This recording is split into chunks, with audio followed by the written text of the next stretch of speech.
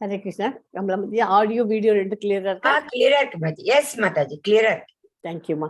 Hare Krishna. ISKCON Mangaluru சார்பாக பகவத்கீதை 18 நாள் வகுப்பிற்கு உங்களை எல்லோரையும் அன்போடு வரவேற்கிறேன். இன்னைக்கு டே 16 சாப்டர் 16 படிக்க போறோம். அதுக்கு முந்தைய ஒரு பிரேயரோட கிளாஸ் ஸ்டார்ட் பண்ணலாம்.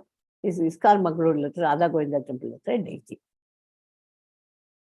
நம ஓம் விஷ்ணு பாதாய கிருஷ்ண பிரேஷ்டாய பூதலே श्रीमदे भक्ति वेदांत स्वामी निति नामिने नमस्ते सरस्वती देवे गौरवाणी प्रचारिणे निर्विशेष शून्यवादी पाश्चात्य देशतारिणे कृष्णाय वासुदेवाय देवकी नंदनाय च नंद गोप कुमाराय गोविंदाय नमो नमः नम पंकजनाभाय नम पंकजमालिने नम पंकज नेत्राय नमस्ते पंकजांगर्ये जय श्री कृष्णा चैतन्य प्रभु नित्यानंद श्री अद्वैत गदाधारा शिवासादि गौर भक्त वृंदा हरे कृष्णा कृष्ण कृष्णा हरे हरे हरे राम राम राम हरे हरे ओम नमो भगवते वासुदेवाय ओम नमो भगवते वासुदेवाय ओम नमो भगवते वासुदेवाय ओम अज्ञान तिमिरन्धस्य ज्ञानाञ्जन शालाकाय चक्षुरुन्मीलितं येन तस्मै श्री गुरुवे नमः.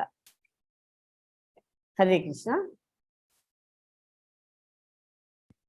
இன்னைக்கு சாப்டர் 16 படிக்க போறோம். அதுக்கு முந்தி 15ல என்ன நடந்ததுன்னு பார்த்துக்கலாம். உலக வாழ்க்கையிலிருந்து பிரிந்து செல்லும் பாதை தெய்வீக நாட்டத்திற்கான பாதை. ஆலமரம் தலைகீழாக உள்ளது, வேர்கள் மேல் நோக்கி இருக்கின்றன. இந்த மரத்தை அறிந்தவன் வேதத்தை அறிந்தவன். ஆற்றங்கரையில் மரத்தின் பிம்பம், இலைகள், கிளைகள் கீழே. ஆன்மீக உலகத்தில் எல்லாம் சரியா இருக்கும், நிழல் தான் இருக்கும் அப்படின்னு நேத்திக்கு பார்த்தோம் இல்லையா? இன்னைக்கு பார்க்க போற சாப்டர் அதை பத்தி ஒரு முன்னோட்டம் கொடுத்துருந்தேன். 16வது சாப்டர். அசுர குணங்களை கொண்டுள்ளோர் சாஸ்திரங்களின் விதிகளை பின்பற்றாமல். இன்னைக்கு படிக்கிற சாப்டர்ல என்ன சாப்டர் இன்னைக்கு தெய்வ அசுர சம்பத் விபாக யோகா. தெய்வீக குணங்கள் அண்ட் அசுர குணங்கள், அதை பத்தி. தெய்வீக மற்றும் அரக்க இயல்புகள். அசுர குணங்களை கொண்டுள்ளோர் சாஸ்திரங்களின் விதிகளை பின்பற்றாமல் மனம் போனபடி வாழ்ந்து கீழ்நிலை பிரிவியையும் பௌதிக பந்தத்தையும் பெறுகிறார்கள். ஆனால் தெய்வீக குணங்களை கொண்டுள்ளோர் சாஸ்திரங்களின் அதிகார தன்மையை ஏற்று வரையறுக்கப்பட்ட வாழ்க்கை வாழ்ந்து படிப்படியாக ஆன்மீக பக்குவத்தை அடைகிறார்கள்.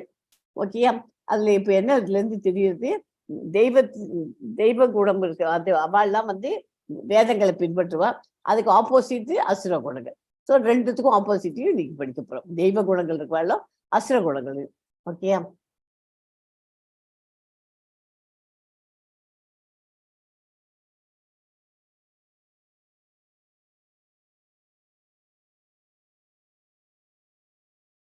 ஸோ இன்னைக்கு படிக்கிற சாப்டர்ல தேவ மற்றும் அசுர சிவ பாவங்கள், அது 1வது ஸ்லோகத்துல இருந்து 6வது ஸ்லோகம் வரைக்கும் படிக்க போறோம். அப்புறம் அசுர குணம், அது 7வதுல இருந்து 18 வரைக்கும். அசுர சுபாவங்களின் விளைவுகள் மற்றும் முன்னேற்றம் அல்லது கீழ் செல்லுதல் ஆகிய தேர்வுகளை பத்தி 19ல இருந்து 24 ஸ்லோகம் வரைக்கும் படிக்க போறோம். ஸோ தெய்வீக குணங்கள் அப்படிங்கிறது 1வது ஸ்லோகத்துல இருந்து 3வது ஸ்லோகம் வரைக்கும் இருக்கு. அதுல தெய்வீக குணங்கள்லாம் என்ன அப்படின்னா என்னென்னு இருக்கணும்? நமக்கு அச்சமின்மையா இருக்கணும், தனது நிலையை தூய்மைப்படுத்துதல், ஆன்மீக ஞானத்தை விருத்தி செய்து கொள்ளுதல், தானம் கொடுக்கிறது, சுய கட்டுப்பாடு, செல்ஃப் கண்ட்ரோல், யாகம் செய்தல்னா இந்த கலியுகத்துல ஏற்ற யாகம் சாண்டிங் த மகாமந்திர 16 ரவுண்டு பண்ணுவோம். வேதங்களை கற்றல், தவம், எளிமை, அகிம்சை, வாய்மை, கோபத்திலிருந்து விடுபட்ட தன்மை, சாந்தி, குற்றம் காண்பதில் விருப்பம் இல்லை. எதை எடுத்தாலும் சில பேர் குற்றம் கண்டுபிடிச்சுட்டே இருப்பார். அதெல்லாம் இருக்கக்கூடாது. எல்லா உயிர்களின் மீதும் கருணை, பேராசிலிருந்து விடுபட்ட தன்மை, கண்ணியம், மார்தவம், அடாவடி போக்கு இன்மை, கண்ணியமோடு இருக்கணும். வெட்கம், தன்னை புகழ்வதற்கும் வெட்கம், மன உறுதி, வீரம், துணிவு, மன்னிக்கும் தன்மை, தைரியம், தூய்மை, பொறாமையின்மை, மரியாதையை எதிர்பார்க்காமல் இருக்கிறோம். ஓகே? 26 இதெல்லாம் தெய்வீக குணங்கள். ஸோ 1, 2, 3வது ஸ்லோகத்துக்கு அதனுடைய இது சொல்றேன் மீனிங். புருஷோத்தமரான முழுமுதற் கடவுள் கூறினார், அச்சமின்மை, தனது நிலையை தூய்மைப்படுத்துதல், ஆன்மீக ஞானத்தை விருத்தி செய்து கொள்ளுதல், தானம், சுய கட்டுப்பாடு, யாகம் செய்தல், வேதங்களை கற்றல், தவம், எளிமை, அகிம்சை, வாய்மை, கோபத்திலிருந்து விடுபட்ட தன்மை, துறவு, சாந்தி, குற்றம் காண்பதில் விருப்பமின்மை, எல்லா உயிர்களின் மீதும் கருணை, பேராசிலிருந்து விடுபட்ட தன்மை, கண்ணியம், வெட்கம், மன உறுதி, வீரம், மன்னிக்கும் தன்மை, தைரியம், தூய்மை, பொறாமையின்மை, மரியாதை, எதிர்பார்க்காமல் இருத்தல் ஆகிய தெய்வீக குணங்கள் பரதனின் மைந்தனே தெய்வீக இயல்புடைய உன்னதமான மனிதர்களை சார்ந்தவை. ஓகே, இதுதான் முன்னாடி அப்படியே தனியா எடுத்து எழுதி கொடுத்து நம்ம படிச்சோம். இங்க எல்லாத்தையும் சேர்த்து படிச்சிருப்பாங்க. ஓகே, 15வது அத்தியாயத்தில் ஜட உலகம் என்னும் அரச மரம் விளக்கப்பட்டது. அதிலிருந்து வரும் உபவேர்கள் உயிர்வாழிகளின் மங்களமான அமங்கலமான செயல்களுக்கு ஒப்பிடப்பட்டன. முக்திக்கான பாதையில் முன்னேற்றம் பெறுவதற்கு சத்துவ குணத்தின் செயல்கள் மங்களகரமானதாக கருதப்படுகின்றன. சமுதாயத்தின் வாழ்வில் அடிப்படையில் 4 பிரிவாகவும் தொழிலின் அடிப்படையில் 4 பிரிவுகளாகவும் பிரிக்கும் அமைப்பு வர்ணாசிரம தர்மம் என்று அறியப்படுகிறது. வர்ணாசிரம தர்மம்னா என்ன? வாழ்வின் அடிப்படையில் 4 பிரிவாகவும் தொழிலின் அடிப்படையில் 4 பிரிவுகளாகவும் பிரிக்கும் அமைப்புக்கு வர்ணாசிரம தர்மம் என்று அறியப்படுகிறது. வர்ணாசிரம அமைப்பில் துறவு வாழ்க்கை ஏற்றுள்ள சன்னியாசி மற்ற எல்லா சமூக நிலைகள் மற்றும் அமைப்பில் உள்ளவர்களுக்கு தலைவராக அல்லது ஆன்மீக குருவாக விளங்குகிறார். சன்னியாசி என்பவர் தனியாக பரமபுருஷ பகவானுடைய கருணையால் மட்டுமே அவர் நம்பி இருக்க வேண்டும், அச்சம் இல்லாமல் இருக்க வேண்டும். Okay, yes ma'am. 16.4 படிக்கும். எஸ் மாதாஜி. ஓம் ஸ்ரீ பரமாத்மனே நமः. அத ஷோடசோऽध्यायः दैवासुर संपत् विभाग योगः. दम्भो दर्पोऽभिमानश्च क्रोध पारुष्यमेव च अज्ञानं चाभिजातस्य पार्थ संपत् आसुरीम्. கீதாவின் மைந்தனே, தற்பெருமை, அகந்தை, மீன் அபிமானம், கோபம், கொடூரம், அறியாமை ஆகியவை அசுர இயல்புடைய குணங்களாகும். அசுர இயல்பு இருக்கிறவர்களுக்கு என்னென்ன குணங்கள் இருக்கும்? அவள்லாம் எப்போதுமே தற்பெருமை, தன்னை பத்தி எப்ப பார்த்தாலும் நான் அப்படி பண்ணேன், இதை பண்ணேன், நான்கிற வார்த்தை தான் அவள்கிட்ட இருக்கும். அகந்தைன்னா என்ன? அகந்தைன்னா பிரைடு, ஒரே தன்னை பத்தி பீத்தல் தான். மீன் அபிமானம், கோபம், கொடூரம், அவளுக்கு எக்கச்சக்கமா கோபம் வரும், அவள்லாம் கொடூரம் ஜாஸ்தி.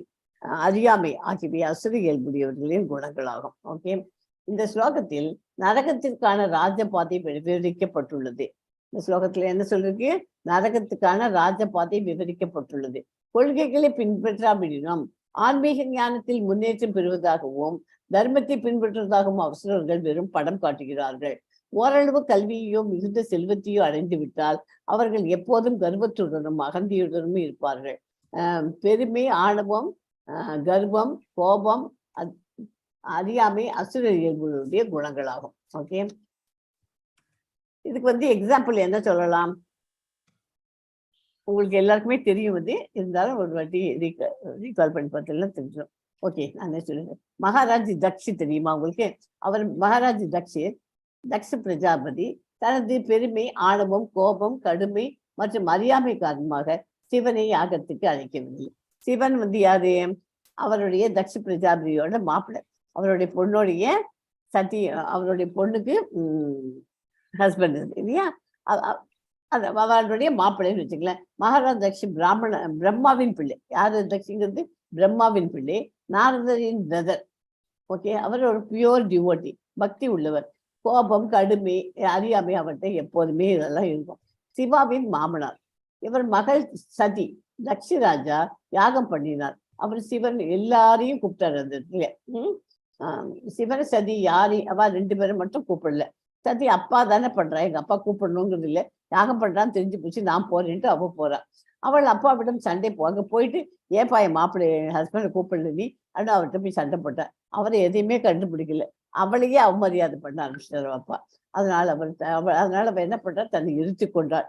சிவன் 2 அசுரர்களை அனுப்பி கொல்ல பார்த்தார். இது மாதிரி இவ்வளவு சதி அவ அப்பாவை அவமரியாதை பண்ணதும் அவ தன்னை எரிச்சுக்கலான்னு போறான். அப்ப அதை பார்த்துட்டு இவனுக்கு சிவனுக்கு கோவம் வந்துட்டு அவனை தக்ஷ பிரஜாபதியை போய் எரிச்சுடலாம் அப்படின்னு சொல்லிட்டு எரிக்கிறதுக்கு 2 பேரும் அனுப்புறான்.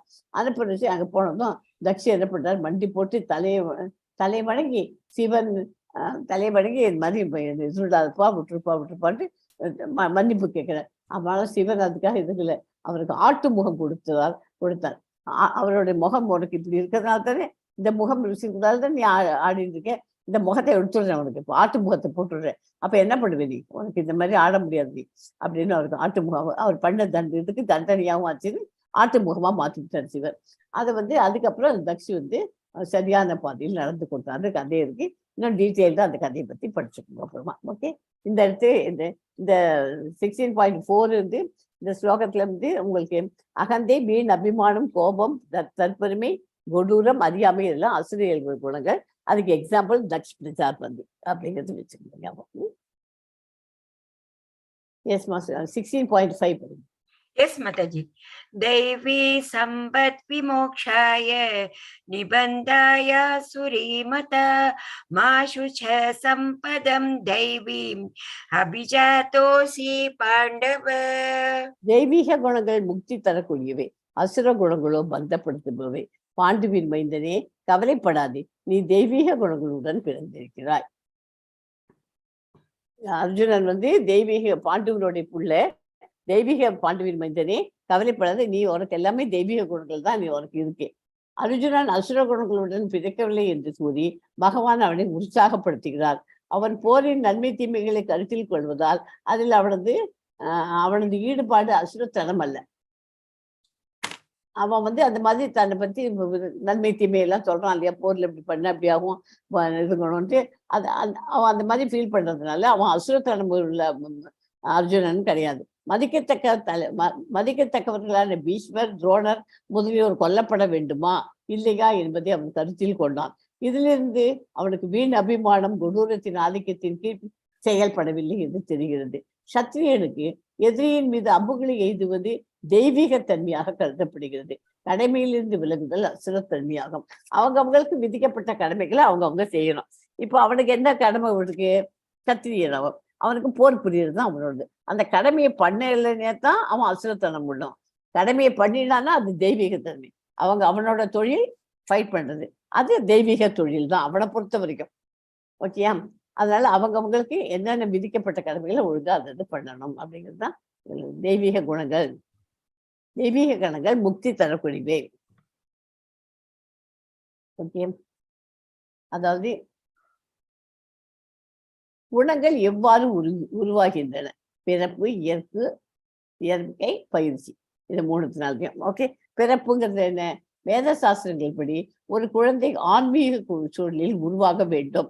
அம்மாவோட வயிற்றில் பிரெக்னெண்டா இருக்கிறது அந்த குழந்தைக்கு எல்லாமே சொல்லி அப்போ என்ன சொல்லுவா தெரியுமா, ஒரு 3 monthsக்கு அப்புறமா அந்த குழந்தை அம்மா என்ன பண்றாளோ அது எல்லாத்தையும் வயிற்றுக்குள்ள இருந்து பார்த்துட்டு இருக்குமா.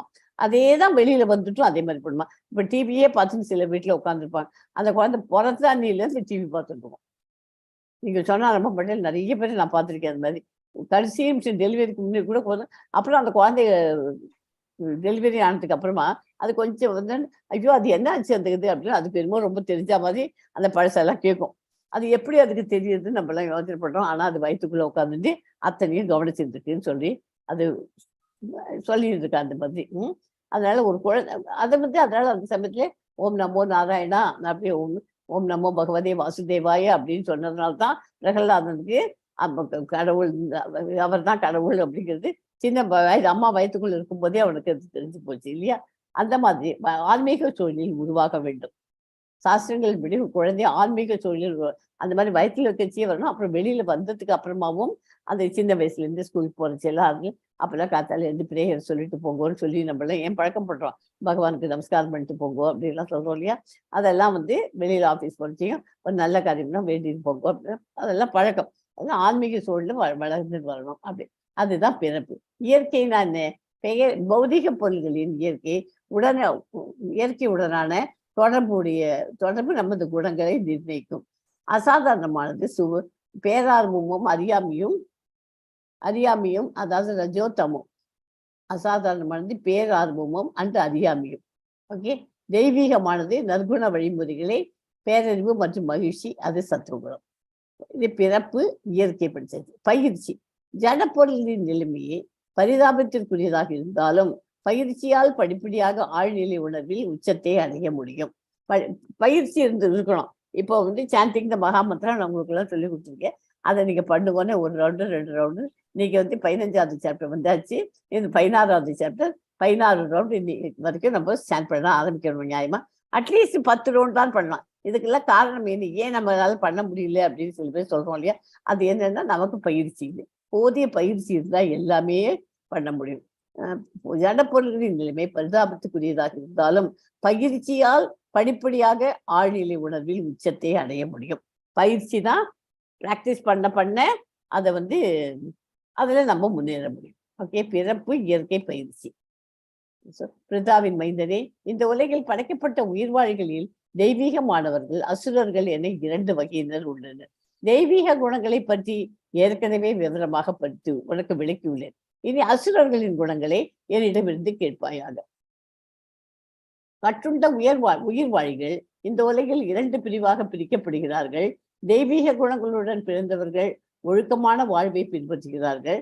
சாஸ்திரங்களில் விதிக்கப்பட்டுள்ள ஒழுக்க நெறிகளை பின்பற்றாமல் தனது மனம் போன போக்கில் இயங்குபவன் அசுர தன்மையுடையவன் எனப்படுகிறார்கள்.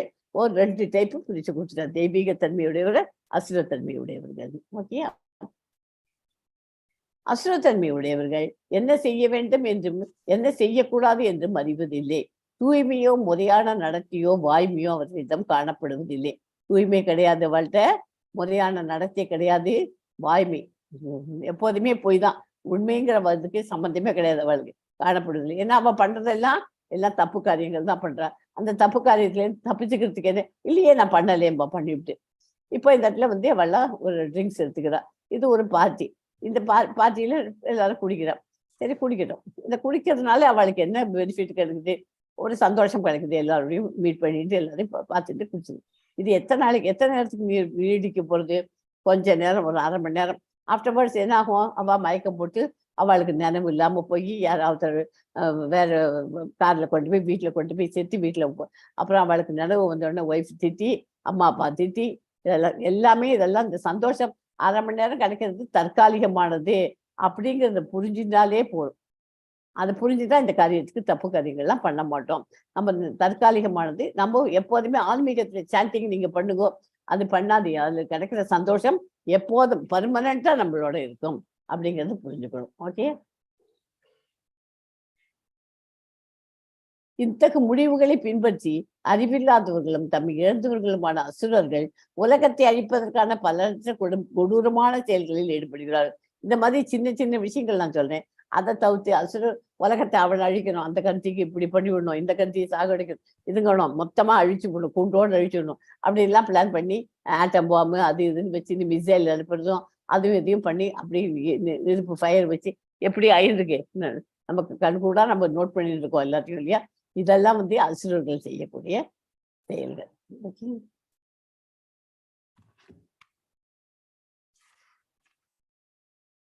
16.8 ஸ்லோகம் சாரி, இது படிக்கவே இல்லை இல்லையா? என்னடா அது பார்த்தேன். எஸ்மா படிங்க, 8 படிங்க. அப்ரதிஷ்டம் தே ஜகத் ஆஹூரணீஸ்வரம் அபரஸ்பர சம்பூதம் கிம் அன்யத் காமஹைதுகம். அவர்கள் இந்த உலகம் பொய் என்றும் அஸ்திவாரம் இல்லாதது என்றும் கட்டுப்படுத்தும் கடவுள் எவரும் இல்லை என்றும் கூறுகிறார்கள். யாரு? அசுர குணங்களுடையது. காம இச்சையால் உள்ளாக்கப்பட்டதாகவும் காமத்தை தவிர இதற்கு வேறு காரணம் இல்லை என்றும் அவர்கள் சொல்கிறார்கள். லஸ்ட் அதுதான் மெட்டீரியல் வேர்ல்டு தற்காலிகமானது இருக்கிறது நினைச்சு நம்மளாம் சந்தோஷமா இருக்கு, எல்லாமே இது அப்படியே தான் இருக்க போறது அப்படின்னு நினைச்சிட்டு இருக்கா. இதெல்லாம் பொய் என்று, மத்தெல்லாம் இந்த உலகமே பொய், அஸ்திவாரம் இல்லாதது, கடவுளுங்கெல்லாம் இல்லை அப்படின்னு நினைச்சிட்டு இருக்கா. இந்த உலகம் மாய கற்பனையில் ஒரு தோற்றம் என்றும் காரணமும் விளைவும் இல்லாத, ஆள்பவர் இல்லாத மற்றும் நோக்கம் இல்லாத இது உண்மையானது அல்ல என்றும் அசுரத்தன்மையினர் முடிவு செய்கிறார்கள்.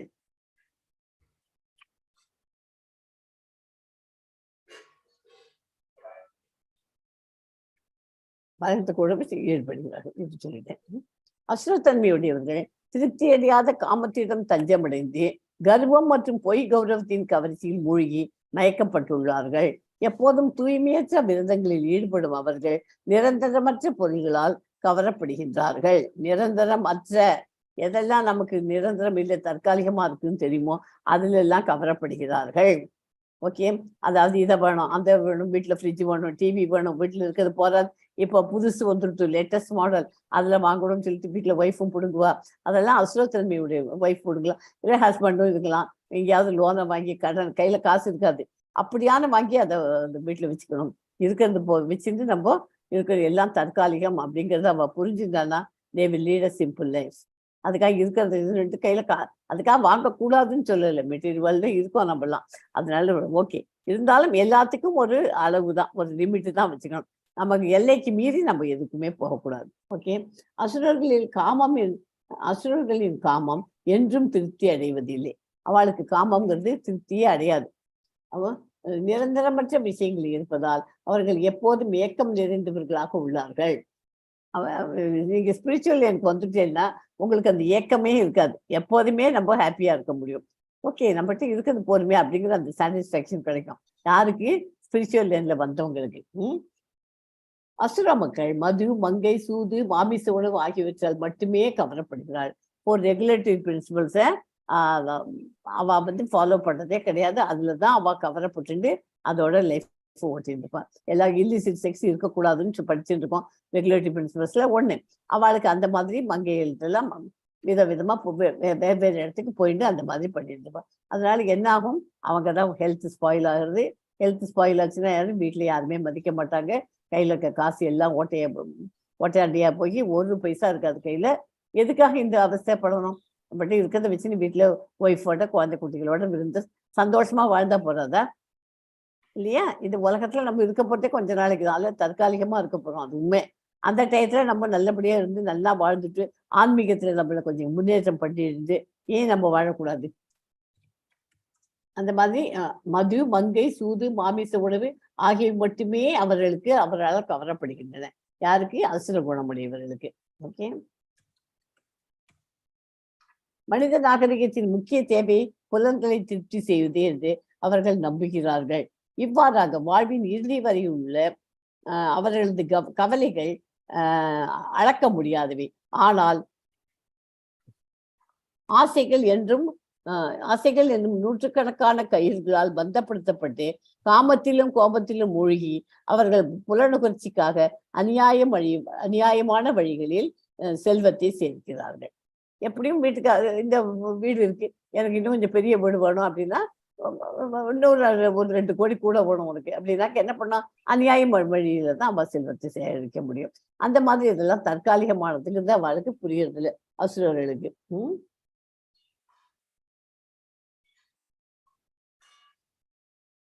அசுரத்தன்மையுடையவர்கள் எண்ணுகிறார், இன்று என்னிடம் இவ்வளவு சொத்து உள்ளது, எனது திட்டங்களின்படி நான் நிறைய லாபம் அடைய போயிருக்கேன், என்கிட்ட நிறைய சொத்து இருக்குப்பா, இதை வச்சு நான் நிறைய லாபம் பண்ண போகிறேன், இவ்வளவு என்னுடையதாக இருக்கிறது, எதிர்காலத்தில் இது மேலும் மேலும் பெருகும், அவன் என்னுடைய எதிரி, அவனை நான் கொன்று விட்டேன், என்னுடைய மற்ற எதிரிகளும் கொல்லப்படுவார்கள், எதிரியெல்லாம் நான் கொண்டுட்டேன்னா நான் நல்லா நிம்மதியா இருக்கலாம்னு நினைச்சிருக்கான்.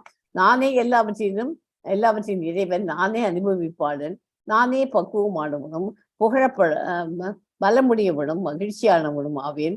செல்வாக்கு மிக்க உறவினர்களால் சூழப்பட்ட மிகப்பெரிய செல்வந்தன் நானே. என்னை போன்ற சக்தி உடையவனும் மகிழ்பவனும் வேறு யாரும் இல்லை.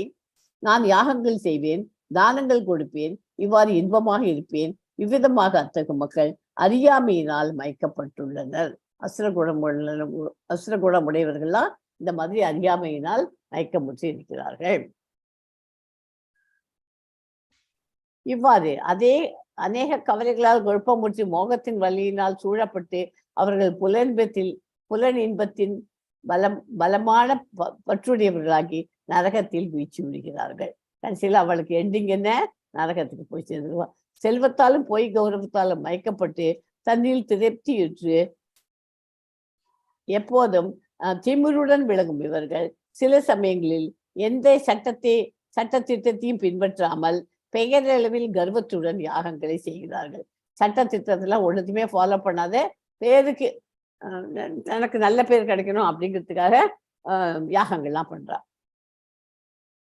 அவதான் அசுரத்தன்மையுடைய. அகங்காரம், பலம், தற்பெருமை, காமம் மற்றும் கோபத்தில் மயங்கியுள்ள அசுரர்கள் தங்களது சொந்த உடல்களிலும் பிறருடைய உடல்களிலும் வீற்றுள்ள பரமபுருஷ பகவானிடம் பொறாமை கொண்டு உண்மை மதத்தினை கூட நிந்திக்கிறார்கள். அவளுக்கெல்லாம் அகங்காரம் ஜாஸ்தி. ஏன்னா கையில காசு இருக்கு, எக்கச்சக்கமா வச்சிருக்கோம், நான் தான் பெரிய ஆளு அப்படின்னு சொல்லிட்டு பகவானை பத்தி எல்லாம் கேலி பண்ணிட்டு அந்த மாதிரி இருக்கிறார்கள்.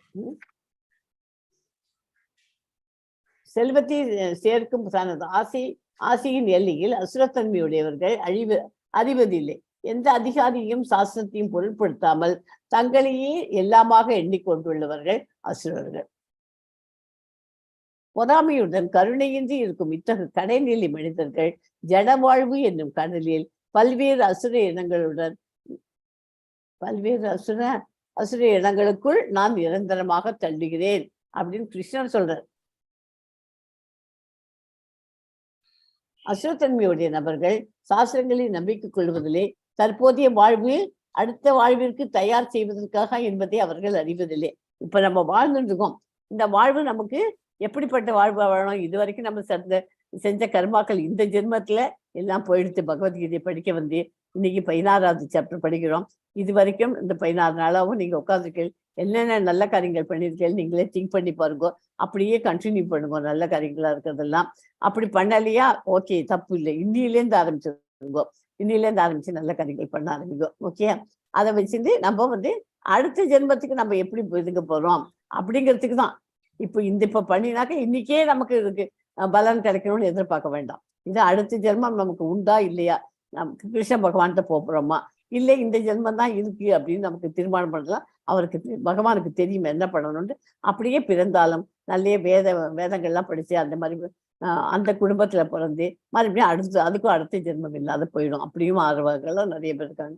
அதனால எப்படி நமக்கு எழுதிருக்கோ அதுக்கு ஏற்ற மாதிரி தான் இருக்கும். ஆனால் நம்ம நல்ல காரியங்கள் செய்யணும். ஓகே, அந்த மாதிரி பண்ணாதே அசுரத்தனத்தோட இருக்கிறவங்க அசுர இடங்களுக்குள் நான் நிரந்தரமாக தள்ளுகிறேன் அப்படிங்கிறார் பகவான். நிரந்தரமான பர்மனண்டா அவளுக்கு தலையை தூக்கி வெளியில வர முடியாது. ஓகே, எஸ் மா 16.20 படிங்க. எஸ் மாதாஜி. ஆசுரீம் யோனிம் ஆபன்னா மூட ஜன்மனி ஜன்மனி மாம் அப்ராப்யைவ கௌந்தேய ததோ யாந்த்ய தமாம் கதி. இந்த ஸ்லோகம் இம்பார்ட்டன்ட் ஸ்லோகம். இது மட்டும் நான் உங்களுக்கு வேர்ட் பை வேர்ட் சொல்லிடுறேன். ஆசுரீம் அப்படின்னா அசுரத்தனமான, யோனிம் இனங்களே, ஆபன்னா யோனிம் ஆப்பன்னா அப்படின்னா பெற்று, மூடா முட்டாள்கள், ஜென்மணி ஜென்மணி பிறவியாக, மாம் என்னை, அப்ராப்ய அடையாமல், ஏவ நிச்சயமாக, கௌந்தேய குந்தியின் மகனே, தத்த அதன் பின், யாந்தி செல்கின்றனர், அதமாம் இழிவான, கதிம் எனக்கு. ஓகே, குந்தியின் மகனே, தரமான வாழ்வினங்களில் மீண்டும் மீண்டும் பிறவி எடுக்கும் இத்தகையவர்கள் என்றுமே என்னை அடைய முடியாது. படிப்படியாக அவர்கள் மிகவும் விருக்கத்தக்க வாழ்வினங்களில் மூழ்குகின்றார்கள்.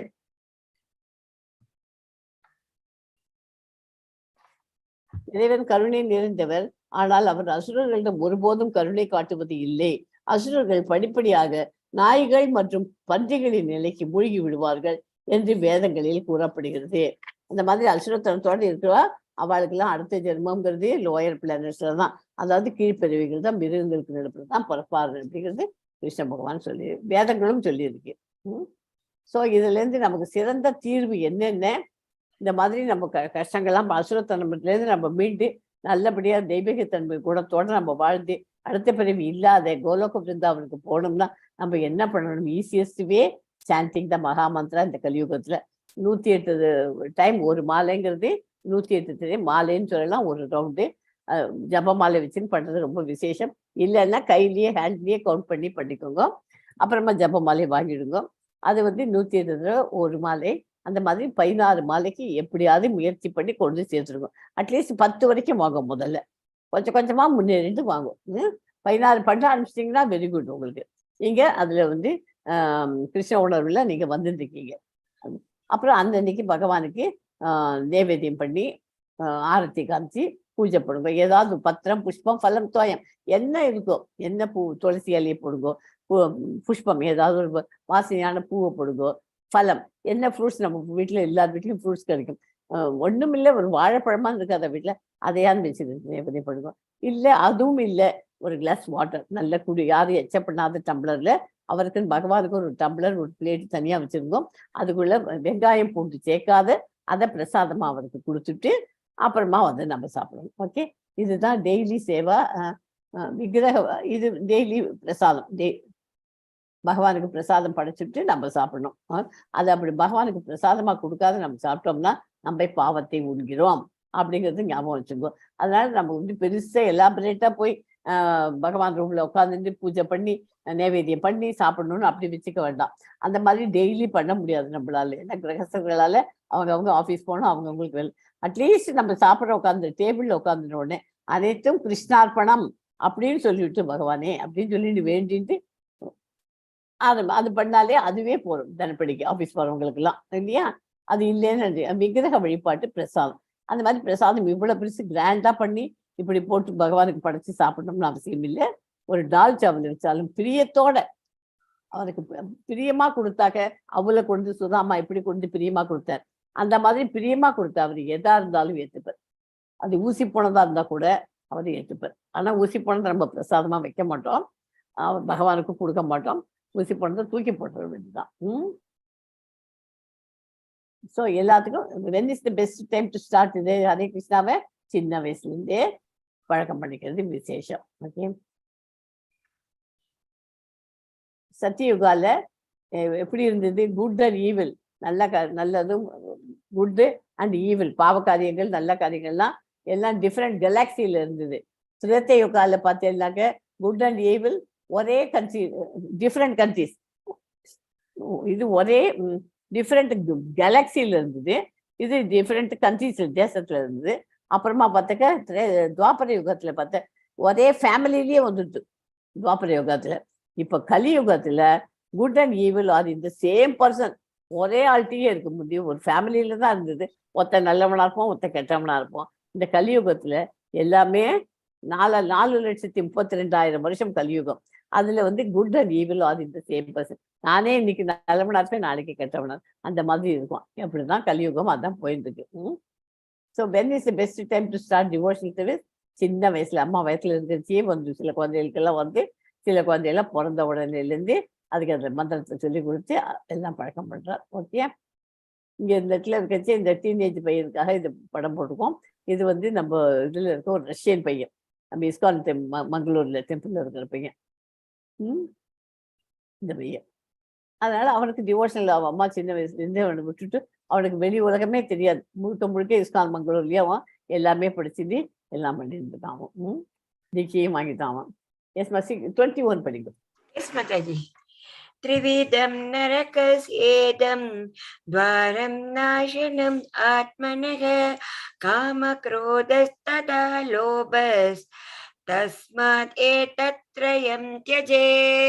காமம், கோபம், பேராசை ஆகியவை நரகத்திற்கு கொண்டு செல்லும் 3 கதவுகளாகும். இவை ஆத்மாவை அழிவு பாதையில் நடத்துவதால் ஒவ்வொரு அறிவுள்ள மனிதனும் இவற்றை துறக்க வேண்டும். ஓகே, இது என்னென்ன? காமம்னா lust, anger and greed. Lust, greed, anger. Lust, anger and greed, இது 3ம் இருக்கக்கூடாது. இது 3ம் நரகத்துக்கு கொண்டு போய் சேர்க்கிற 3 கதவுகள். இதை ஆத்மாவை அழிவு பாதையில் நடத்துவதால் அறிவுள்ள மதம் ஒவ்வொருத்தரும் துறக்க வேண்டும். காமத்தை திருப்தி செய்ய முடியாத ஒருவன், ஏன் காமத்தை வந்து ஒருத்தன் இல்லிசிட் செக்ஸ் வச்சிருக்கான், அவனுக்கு அதை திருப்தி பண்ண முடியல அப்படின்னா அவனுக்கு என்ன இருந்தே கோபம் வந்துடுது. கோபம் வர்றதுனால என்னாச்சு?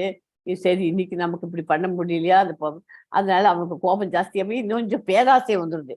அடுத்த நாளைக்கு இன்னும் 2-3 ரவுண்ட் இப்படி வெளியில போய் சுத்திட்டு வரணும் அப்படின்னு அந்த மாதிரி வருது. ஸோ காமம், கோபம், பேராசை. காமம், கோபம், பேராசை இந்த 3 விரோதிகளை துறப்பதற்கு முயல வேண்டும். இது நரகத்திற்கு 3 வாயில்கள். இவற்றை துறக்காவிட்டால் ஆத்மாவிற்கு சீரழிவிற்கு வழிவகுக்கும். அதனால அதுல இருந்து நம்மளை காப்பாத்திக்கணும். லஸ்ட் வந்து முதல்ல இருக்கக்கூடாது. இது கௌரவர்கள்லாம் இருக்கிறதுக்கு இந்த பாண்டவர்கள் 5 பேர் இல்லையா, அவள் 5 பேரும் இந்த 3த்துலயும் கண்ட்ரோலாவே இருந்துட்டான். அதனால தான் அவளும் தெய்வீக குணம். இவாள்லாம் என்னாச்சு? கௌரவர்கள் எல்லாம் பாண்டவர்களோட லஸ்ட், காமம் திரௌபதி மேல, கோபம் அது வந்து அடைய முடியலனாக்கா அவளுக்கு கோபம் வருது. அடுத்தது கிரீடினஸ்னா எல்லாமே நமக்கு தான் வேணும் அப்படின்னு கிரீடிங். ஃபுல் ஹஸ்தினாபுரம் நமக்கு தான் வேணும்னு அவளோட கிரீடு பேராசை இருந்தது இல்லையா? அதனால தான் அவள் அழிஞ்சு போனதுக்கு காரணமே இந்த 3 தான்: காமம், கோபம், பேராசை. ஸோ நமக்கு அழியணும் அப்படின்னு நம்ம நினைச்சு தீர்மானம் பண்ணிட்டோம்னா காமம், கோபம், பேராசை இருந்துக்கலாம், அழிஞ்சு போயிடுவோம். அவ்வளவுதான். அழிஞ்சு போயிட்டோம்னா என்ன ஆச்சு? எல்லாம் நம்ம கிட்டக்கு அசுர குணங்கள்லாம் இருக்கும். நம்ம கீழ்பிறவிதான், அடுத்த ஜென்மம் நாயோ பன்னியோ என்னமோ கீழ்ப்பட்ட மிருகங்கள்ல தான் நம்ம பிறப்போம். ஓகேயா?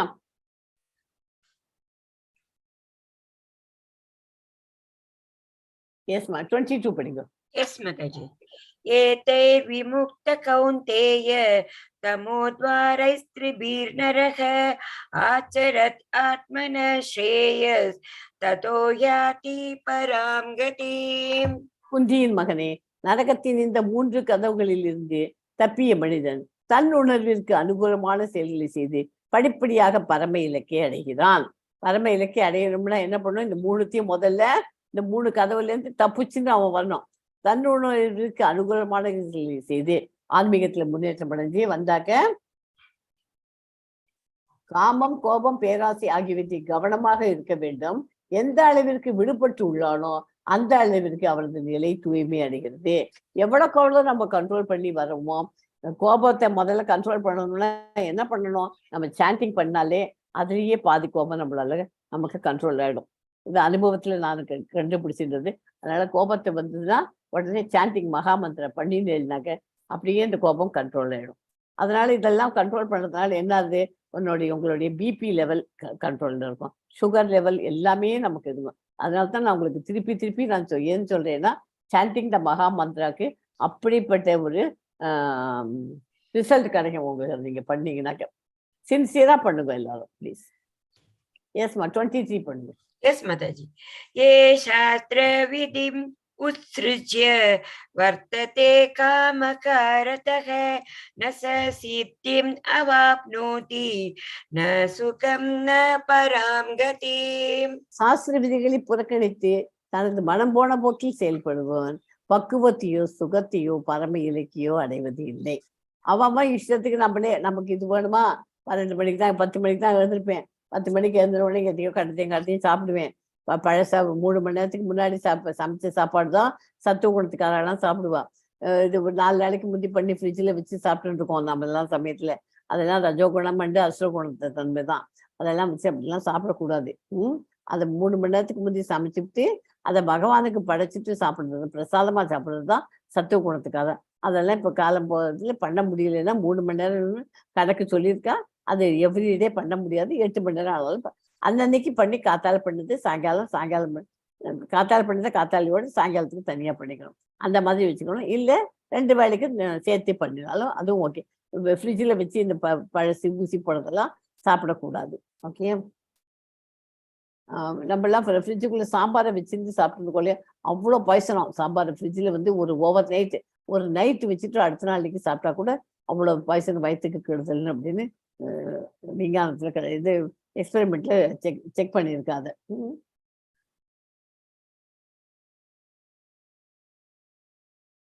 எஸ்மா 24 படிங்க.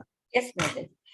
तस्मात् शास्त्रं प्रमाणं ते कार्यव्यवस्थितौ ज्ञात्वा शास्त्रविधानोक्तं कर्म कर्तुम् इहार्हसि. எது கடமை என்றும் எது கடமையில்லை என்றும் சாஸ்திரங்களின் விதிகளால் ஒருவன் புரிந்து கொள்ள வேண்டும். படிப்படியாக ஏற்றம் பெறுவதற்கு இத்தகைய சட்ட திட்டங்களை அறிந்து அவன் செயல்பட வேண்டும்.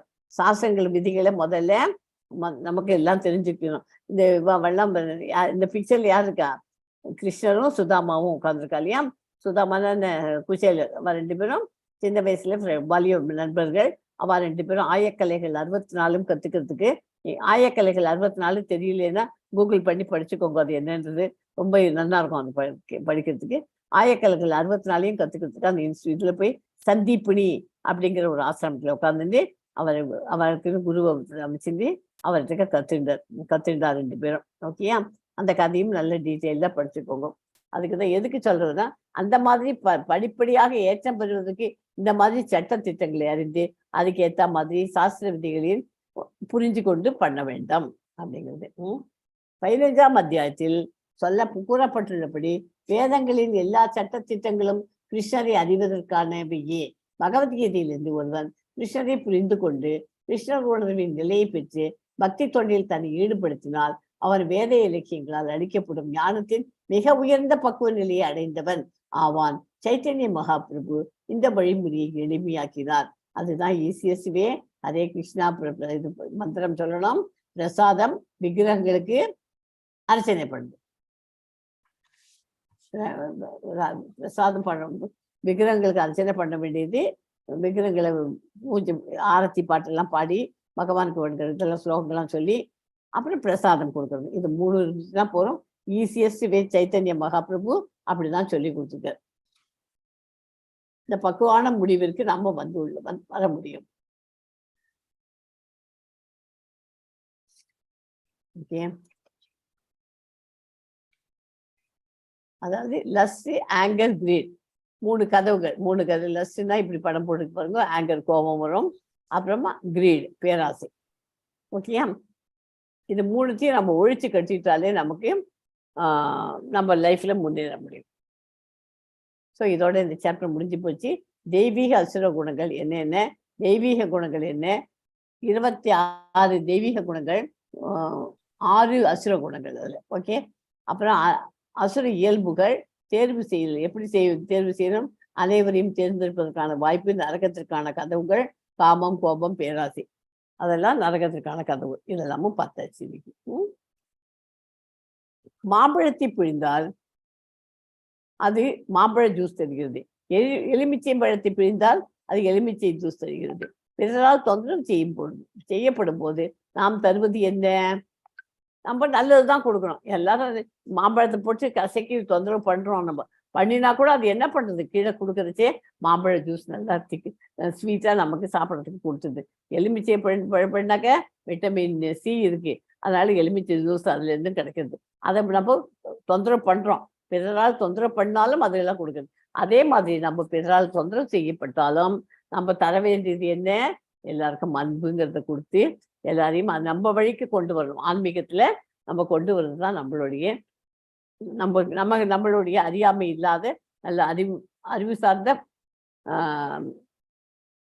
சார்ந்த பாதையில நம்ம கொண்டு போகணும் எல்லாரையும். ஓகே. ஸோ இதோட இந்த கிளாஸ் முடிஞ்சு போச்சு. இதுக்கு முன்னாடி உங்களுக்கு ஒரு சின்ன கதை ஒன்று சொல்லிடுறேன். உங்களுக்கு சிசுபாலன் கதை தெரியும்னு நினைக்கிறேன். சிசுபாலன்கிறவும் சிசுபாலன் பிறக்கச்சே 3 கண்ணு மற்றும் 4 கரங்களோட பிறந்ததாக கூறுவது.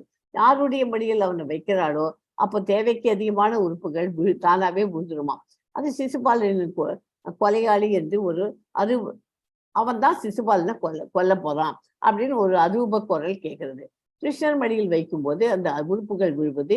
சிசுபாலன் நாம் என்ன கிருஷ்ணரிடம் கேட்பது. சிசுபாலனின் 100 பிழைகளை பொறுப்பதாக கிருஷ்ணன் உறுதி கூறுவது. இதுதான் இந்த கதை உங்களுக்கு. சேதி நாட்டில் மன்னன் குலத்தில் சிசுபாலன் 3 கண்களுடன் 4 கரங்களுடன் பிறந்தான். அவன் பிறந்ததும் கழுதை குரலில் கதறி ஊழையிட்டான். இதனால் அவனது தந்தையும் தாயும் உறவினர்களும் அச்சத்தால் பீடிக்கப்பட்டார்கள். இந்த இயல்பு மிக்க சகுனங்களை கண்டு அவனது பெற்றோர் அவனை கைவிட தீர்மானித்தார்கள். ஆனால் ஒரு அரூபமான குரல் கேட்கிறது. துயரத்தில் மூழ்கியிருந்த மன்னனிடம் மனைவி, அமைச்சர்கள், புரோகிதர் ஆகியோர் முன்னறி, ஓ மன்னா, இந்த உனது மகன் நற்பேறு பெற்றவனாகவும் பலத்தில் மேன்மையானவாகவும் இருப்பான். ஆகையால் நீ அச்சப்பட வேண்டாம். கவலையின்றி எந்த குழந்தையை நீ வளர்த்துவா. அவன் குழந்தை பருவத்திலேயே இருந்து போக மாட்டான். அவனது காலம் இன்னும் வரவில்லை. ஆயுதங்களால் இவனை கொல்லப் போகிறவனும் ஏற்கனவே பிறந்து விட்டான் என்று அனுபவமான குரல் சொல்லுது. ஐயோ, இது என்னடா அதுன்னு அந்த குழந்தையோட தாய் ரொம்ப வருத்தமா என்ன பண்றதுன்னே தெரியாத பிள்ளையை மதித்து இந்த வார்த்தைகளை உதித்தவன் முன்னில் நான் குவிந்த கரங்களுடன் வணங்குகிறேன். சிசுபாலனை கொல்ல போகிறவன் தெய்வீகமானவனா அப்படின்னு அவன் கேட்கிறான் அம்மா. அதுக்கு கேட்டதும், எனது மகன் சிசுபாலனை கொல்லப் போகிறவன் எவன் என்பதை நான் கேட்க விரும்பினேன் என்றார். அந்த அனுபவக்கர், யார் மடியில் இந்த குழந்தையை வைக்கும் போது இவனது மிகுதியான கரங்களும் ஐந்து தலை நாகத்தை போன்ற தலை விழுமோ, யாருடைய பார்வைப்பட்டதும் இவனது மூன்றாவது கண் மறைகிறதோ அவனே இந்த குழந்தையை கொல்லப் போகிறதும் என்றது. குழந்தையின் 3 கண்களையும் 4 கரங்களையும் அருவக்குரலின் வார்த்தைகளையும் கேள்விப்பட்ட உலகத்தின் மன்னர்கள் அனைவரும் சேர்ந்து எல்லாரும் அவன் ஊருக்கு வந்து எல்லாரையும் அவ மடியில வச்சு பார்க்கறா. வச்சு பார்த்தா எந்த இடத்துலயும் அந்த அருவக்குரல் சொன்ன மாதிரி ஒண்ணுமே விழல. எல்லாருமே அவ கிளம்பி போயிடுறா. அப்புறம் அந்த துவாரகையில எல்லாத்தையும் கேள்விப்பட்டுட்டு பெரும் வாய்ந்த யாதவ வீரர்களான சங்கர்ஷனன் யாரு? பலராமன். ஜனார்த்தனன் கிருஷ்ணன். 2 பேரும் தலைநருக்கு யாதவர்களின் மகளான, அதாவது சேதியின் ராணியான தங்கள் தந்தையின் தங்கையை, அதாவது அத்தையை காண சென்றார்கள். அங்கே அவரவர்கள் தகுதிக்கு ஏற்ப அனைவரையும் வணங்கி பலராமனும் கேசவனும் தங்கள் இருக்கையில் அமர்ந்தார்கள். பதிலுக்கு அந்த வீரர்களை வணங்கப்பட்டதும் பெரும் மகிழ்ச்சியுடன் இருந்த ராணி தனது குழந்தையை சிசுபாலன் தாமோதரனின் மடியில் கொண்டு வந்து வைத்தார்.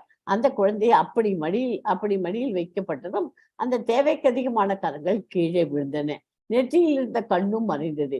இதை கண்டு அதிர்ச்சி அடைந்த ராணி துயரத்துடன் கிருஷ்ணனிடம் ஒரு வரம் கேட்டாள். அவள், ஓ பெரும் பலம் கொண்ட கிருஷ்ணா, நான் பயத்தால் வேடிக்கைப்பட்டிருக்கிறேன். எனக்கு ஒரு வரம் தான். துயர் நேர்ந்தவர்களுக்கு துன்பத்தை கலையை உறுதி அளிப்பவன் நீ.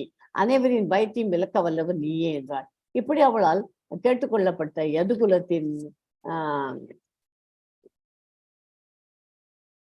யதுகுலத்து கிருஷ்ணன், ஓ மரியாதைக்குரியவளே, பயப்படாதே. நீ நீதிகளை அறிந்தவள். உனக்கு என்னிடம் எந்த அச்சமும் இருக்காது. நான் உனக்கு என்ன வரம் வேண்டும் என்று தர வேண்டும் அத்தை அப்படின்னு கேட்கிறார். என்னால் முடிந்தாலும் முடியாவிட்டாலும் உனது உத்தரவை நிறைவேற்றுகிறேன் என்றார்.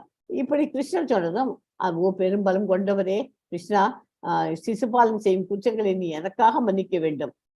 ஓ யதுகுலத்தின் புலியே, ஓ தலைவா, நான் கேட்கும் இதுவும் ஒரு வரம்தான் என்பதை நீ அறிந்து கொள். அதற்கு கிருஷ்ணன், ஓகே, அவன் கொல்லப்பட தகுதி வாய்ந்தவனாக இருந்தாலும் நான் அவனது 100 பிழைகளை மன்னிக்கிறேன். 100 குற்றங்களை நான் மன்னிக்கிறேன், நீ வருந்தாதே என்றார். பீஷ்மர் தொடர்ந்தார், ஓ பீமா, இப்படி இந்த பாவி மன்னனான தீயதையும் கொண்ட சிசுபாலன் கோவிந்தன் கொடுத்த வரத்தால் கர்வம் கொண்டு உன்னை பேரழிவு போருக்கு அழைக்கிறான் அப்படின்னு. ஸோ போருக்கெல்லாம் போயிட்டு எல்லாம் பண்ண உடனே 100வது இந்த கதை அப்படியே இன்னும் போயிட்டே இருக்கும். அது எப்படி முடியணும்னா 100 தடவை அவனை மன்னிச்சு விட 99 தடவை மன்னிச்சு விட்டுட்டார். 100வது தடவை வரும்போது அவனுடைய அவரோட கையில் இருக்க சுதர்சனத்தை ஆயுதத்தை எடுத்து அவனை கொண்டு விட்டார். ஓகே, அப்படின்னு அந்த கதை வருது. அதை படிச்சுக்கோங்க. அப்புறமா நான் இந்த ஸ்லோகத்தை படிக்கிறேன். இன்னைக்கு தான் இந்த ஸ்லைடு போட்டிருக்கேன், தமிழ்ல போட்டிருக்கேன். ஏன்னா நான் டெய்லி இங்கிலீஷ்ல இதுதான் படிச்சிருந்தேன் இல்லையா, தமிழ்ல வேணுங்கிற வந்ததுக்காக இதை மாற்றி விட்டுருக்கேன். படிச்சுக்கோங்க. வாஞ்சா கல்பத ரூபஸ்ய கிருபா சிந்துபியோ எவச்ச பதித்தானாம் பாவனேபியோ வைஷ்ணவேபியோ நமோ நமக. என் கூட எல்லாரும் ஒரு வாட்டி சொல்லுங்க, அப்புறம் எல்லாருமா சேர்ந்து ஒரு வாட்டி பண்ணலாம். ஓகே, ஹரே கிருஷ்ணா ஹரே கிருஷ்ணா ஹரே கிருஷ்ணா ஹரே கிருஷ்ணா கிருஷ்ண கிருஷ்ணா ஹரே ஹரே கிருஷ்ண கிருஷ்ண ஹரே ஹரே ஹரே ராம ஹரே ராம ஹரே ராம ஹரே ராம ராம ராம ஹரே ஹரே ராம ராம ஹரே ஹரே கிருஷ்ணா ஹரே கிருஷ்ணா கிருஷ்ண கிருஷ்ணா ஹரே ஹரே ராம ராம ராம ஹரே ஹரே. ओम तत्सत् इति श्रीमद्भगवद्गीतासु उपनिषत्सु ब्रह्म विद्यायां योगशास्त्रे श्रीकृष्णार्जुन संवादे दैवासुर संपत् विभाग योगो नाम